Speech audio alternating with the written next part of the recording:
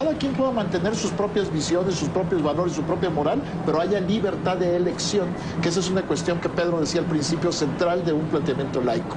Tienen que ser normas permisivas las de un Estado laico que permitan la opción. El caso más claro para mí es el del aborto.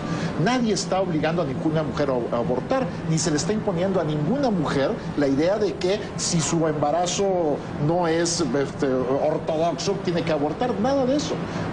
Lo único que está planteando la legislación es la posibilidad de que las mujeres decidan qué concepción de la vida tienen y qué concepción de su propio futuro tienen. Estás poniendo sobre la discusión un asunto interesante. Puede que la defensa del Estado laico por quienes ocupan los puestos de representación y de gobierno haya disminuido, pero al mismo tiempo tenemos una sociedad que en el día a día está mucho más secularizada y, aunque sea mayoritariamente católica, por ejemplo, usa todos los días anticonceptivos, es decir, la vida avanza por una ruta distinta a la que se sugiere desde el púlpito.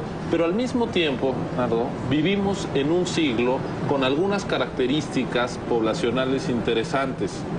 Una de ellas es que México es un país de jóvenes, pero a unas décadas vistas se va a volver un país de viejos. Eso implica que nuestra población va a empezar a padecer cada vez más enfermedades crónico-degenerativas, en fin. Y aquí la necesidad de discutir el derecho a una muerte digna, por ejemplo, va a estar en todas las casas, los hogares de México. Vamos a tener viejos que se van a estar enfermando. ¿Cómo enfrentamos la muerte, el sufrimiento? Ese es un tema de laicismo. Y la Iglesia tiene reparos frente a ello. ¿Cuál sería tu visión sobre el tema de la salud en la agenda del laicismo? Yo creo que es un tema central, no solamente de la salud, entendido como vida y muerte, es decir, en los procesos. No solamente está el tema de la eutanasia, sino el tema de la planificación familiar, el tema del aborto, en fin, son cuestiones que están ahí. A mí lo que me parece importante es distinguir como dos niveles de discusión en esta agenda laica o de la laicidad. Uno, en términos de cultura, es decir, esta cultura que va avanzando inexorablemente, en donde la Iglesia católica se siente muy incómoda y quisiera utilizar el poder del Estado para revertir el proceso, la educación, en otros aspectos. Y el otro es el ámbito propiamente político-social, en donde la Iglesia ahí ha desarrollado el concepto de la libertad religiosa, colocándolo en la agenda pública mucho más fuerte que el tema de la laicidad. El tema de la laicidad lo concibe como un tema evidentemente político, pero conceptual. Sin embargo, el tema de la libertad religiosa es un tema en el cual están insistiendo los diferentes ministros católicos. Y ahí la cuestión es muy clara. Es decir, la libertad religiosa no es la libertad del individuo que tiene Pedro, que puedo tener yo, a creer o no creer, sino la libertad de las estructuras religiosas, que requieren un espacio para poder intervenir de manera directa en la vida pública, ya no a través de los laicos, sino de manera directa, es decir, entrar en el corazón de la vida política e incidir en esas políticas públicas como la salud, por ejemplo. Quizá valdría la pena, para aclarar ese punto, recordar que los derechos son derechos de las personas, no de las organizaciones. Cuando logras instalar la trampa de decir la institución tiene derechos, por un lado las haces instituciones tremendamente opresoras hacia adentro, porque si la institución tiene derechos, los miembros de la comunidad que están dentro de la misma, pues solo tienen obligaciones. Y por el otro lado, es una trampa discursiva que supondría que lo que en realidad son poderes como las iglesias, tengan una agenda que puede incidir, investida, digamos, en un discurso y una retórica de libertad en la agenda pública. Y ahí el tema de los medios de comunicación me parece particularmente interesante. Otro de los temas que tienen sobre la mesa es el de pedir, exigir la titularidad de concesiones para tener medios de comunicación. Ahí, bueno, ¿qué podemos decir? ¿Tienen el derecho, no lo tienen? ¿Un Estado laico? Desde mi punto de vista, el Estado laico debería tener normas muy claras para hacer que los medios de comunicación sean espacios de servicio público y donde, por supuesto, quepan todas las divisiones, pero no haya espacios exclusivos de una sola visión. Sin embargo, más allá de que la legislación lo permita o no, la penetración de los medios de comunicación por parte de las distintas confesiones ya es clarísima, ¿no? Hay casos alarmantes, por ejemplo, que el canal oficial del gobierno del Estado de México, el canal 34, le dé un espacio a un programa claramente religioso, un canal público que le vende el espacio o se lo concede a un programa que está dedicado exclusivamente a la vida del Papa, ¿no? A mí me parece eso muy peligroso. Pero aparte de eso, la venta de tiempos comerciales. Conocemos muy bien el caso de cómo Televisa le vende a esta iglesia brasileña, que es a todas luces un fraude completo, le vende todo su espacio en la noche, ¿no? ¿Cómo enfrentar esto que parece estar desbordando por todos lados? No solamente como una agenda exclusiva de la iglesia, sino de quienes forman parte de esas iglesias e incluso de sectores muy importantes de la sociedad que están dispuestos a, digámoslo así, minar los fundamentos tradicionales del Estado laico para que se incorporen estos valores y demás.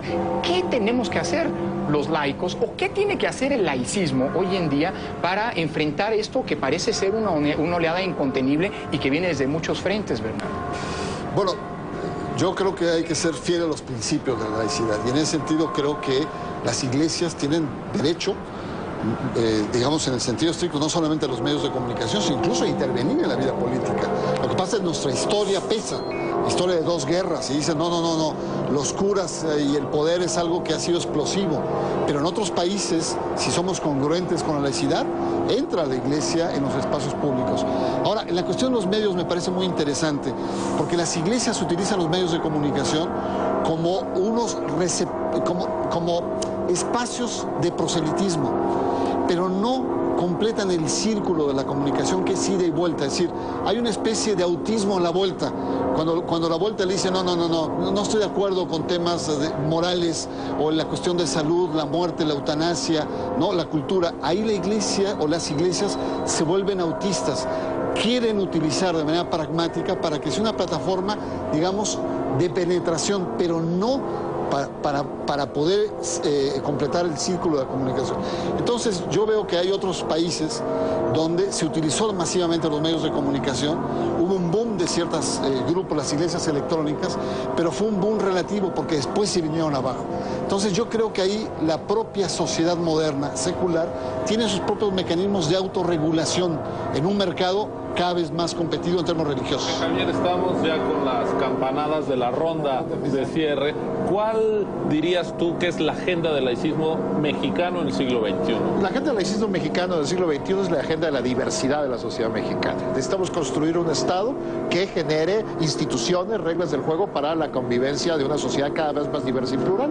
Y por supuesto ahí están los temas de una salud basada en principios científicos, que no se basen en principios morales, una política de drogas que haga lo mismo, es decir, que se enfoque más a la prevención, a la formación, a la educación, que simplemente a la estigmatización y a la prohibición, una política de reconocimiento de las diversas formas de entender la familia, la vida, por supuesto también una forma de distintas formas de entender la sexualidad.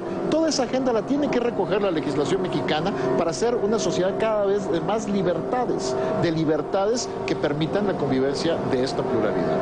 Bernardo, la agenda del México laico en el siglo XXI. Yo creo que un aspecto central, además de lo que ha señalado muy bien en la pluralidad, es el tema de la tolerancia. Es decir, el cómo somos capaces de convivir diferentes percepciones. Yo creo que ahí hay un tema central. En un país donde lo religioso puede aportar mucho, hay que reconocer que México, independientemente de sus estructuras, es un país religioso, pero es una religiosidad popular que no necesariamente se identifica con estructuras religiosas. Yo creo que ahí las iglesias pueden aportar muchísimo en la construcción, que para mí es fundamental, con el tema de la democracia.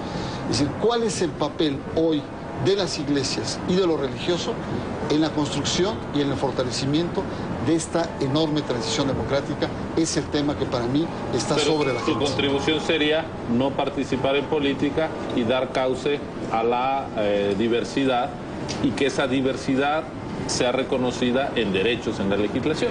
Fomentar una nueva cultura política democrática es el papel para mí, sí.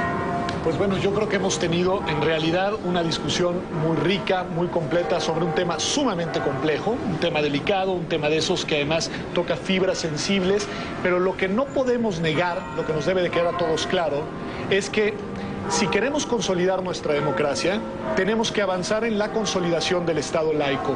Un Estado que, por un lado, no abrace ninguna religión, la haga propia y le imponga a la sociedad, pero que tampoco se deje colonizar por una religión o por distintas religiones. Un Estado que sea capaz de despejar la esfera pública para que la diversidad, la pluralidad, sobre una base de tolerancia, pueda convivir en paz. La paz social, en gran medida, depende del reconocimiento del legítimo derecho de los demás a pensar diferente, a creer en cosas distintas y, si así lo deciden, a no creer en nada. Por eso el tema de hoy, la laicidad, es quizá uno de los grandes temas de la agenda del México del siglo XXI. Esto fue México Diferente. Gracias por habernos acompañado.